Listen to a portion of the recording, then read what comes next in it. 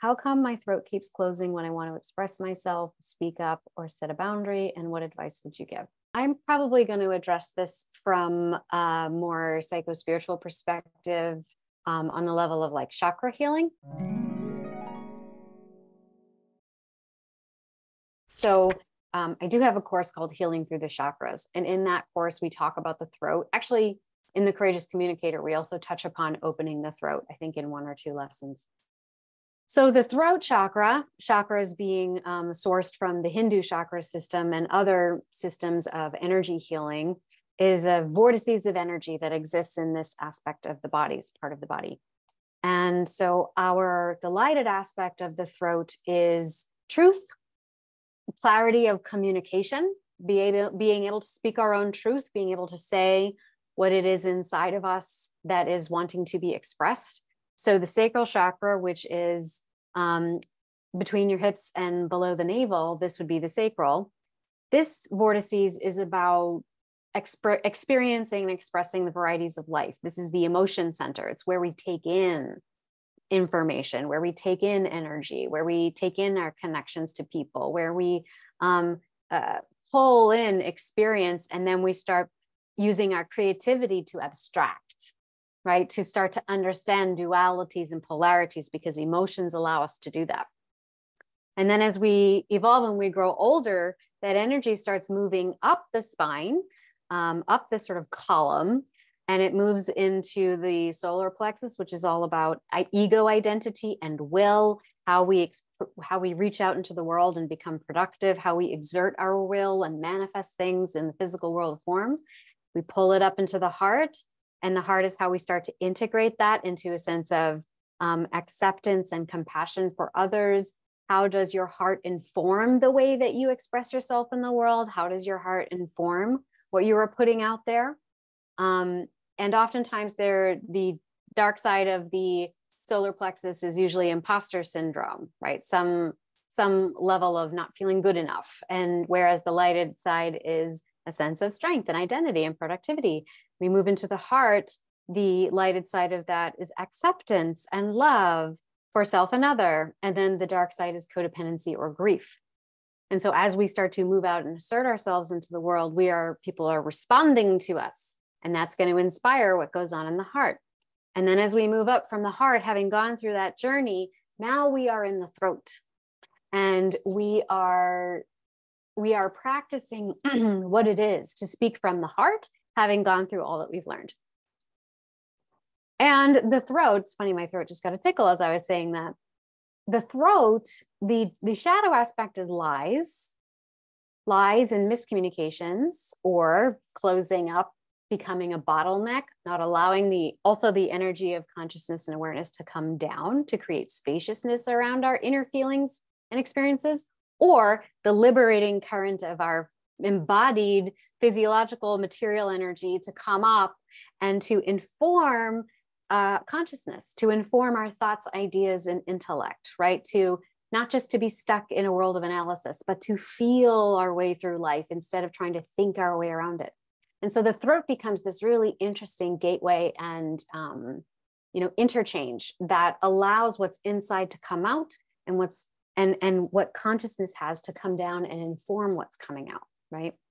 So when our throat locks up, it's usually because we've experienced in our lives punitive repercussions for speaking up, or for whatever reason we were not encouraged to express what's inside of us, or because we were convinced that what's inside of us nobody wants to hear, or that I don't know how to speak well, or any other number of discouraging experiences can close up the throat. And so opening that up, and I think you mentioned speaking around a boundary. So boundary issues will become probably the thing that you receive negative reinforcement around. So opening the throat in this case is likely going to require stimulating your sacral, because boundaries connect to the sacral very directly. The sacral and the throat have an interrelationship, because the sacral takes in and the throat spits out. So, and boundaries, because the sacral is all about emotions and flow, abstraction, holding dualities. It's also about boundary setting. This is for me, this isn't for me, right? So you're probably going to be working with both the throat and the sacral. Now it might seem like, well, I'm asking about the throat, not the sacral, but let me explain. When you imagine, like when you put on a shirt and you're tucking the shirt into your jeans, or you're tucking the shirt into your pants. And so when you tuck in the shirt, what happens? It kind of pulls on the neck a little bit, right? If you tuck it in too tight, now your shirt's pulling on the neck.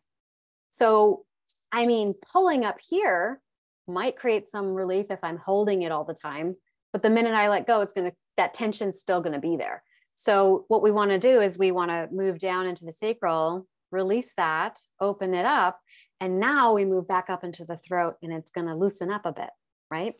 Or you can be working on both of them simultaneously. So meditating into the sacral and the throat, holding your hand. I'm just putting my hand on my sacral right now, connecting the two.